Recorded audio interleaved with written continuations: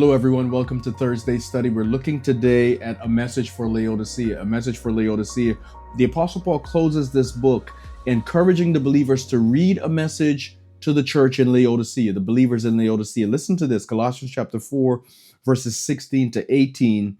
Here's what Paul writes. Now, when this epistle is read among you, see that it is read also in the church of the Laodiceans, and that you likewise read the epistle from Laodicea. That is, he has a specific message for the Laodiceans, and he's encouraging this one that is being sent to the Colossians, also be read to the Laodiceans.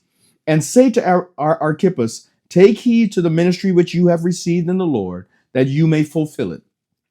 This salutation by mine own hand, Paul, this salutation is by mine own hand. Remember my chains. Grace be unto you. Amen.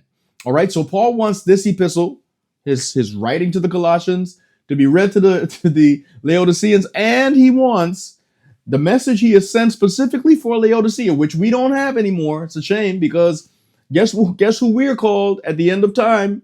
The Laodiceans. Why? Because we're lukewarm. Remember yesterday?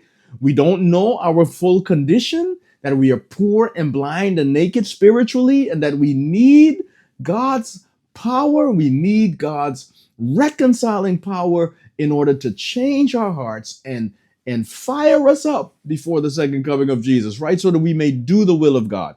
Paul is saying this is one of the problems.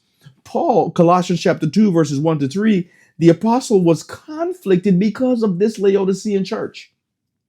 He was conflicted because he was not able to be with them personally, and he was concerned about their salvation and their condition. You know, all throughout time, things seem to go and repeat.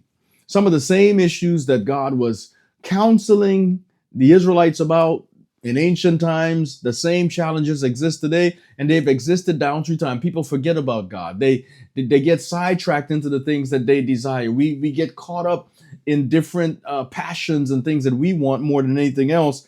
And that causes us all kinds of problems. Notice the similarities in some of the scriptures that are mentioned in our lesson today. Isaiah 60, verses 1 to 3. Arise, shine, for your light has come. The glory of the Lord has risen upon you. For behold, darkness will cover the earth, and gross darkness the people. But the Lord will rise again, and the glory will appear upon you again. Nations will come and watch you, and kings will come to the brightness of your rising.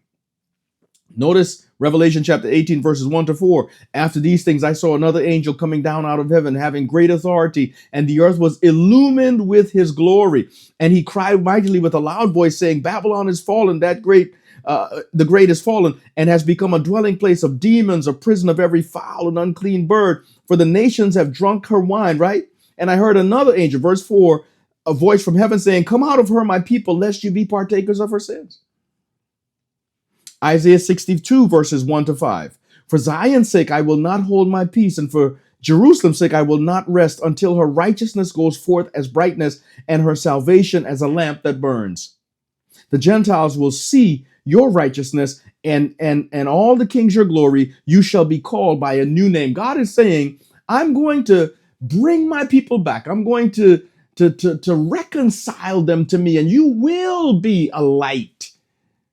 What a beautiful message of hope and encouragement in this world, beloved, as we end this quarter. In this world, at Calvary, Satan lost any affection left toward him among the heavenly beings. That's a fact. Through the judgment ministry of Christ in the heavenly sanctuary, God's people are complete in every work. That's a fact. This is God uniting earth and heaven. Through the millennial judgment and the final judgment, earth will be cleansed of all sin. That's a fact. And 4, only with the end of sin can heaven and earth finally be united. We are on the way. God is pulling us together with heaven, and soon we're going to fly out of here. May God bless you. I'll see you next quarter.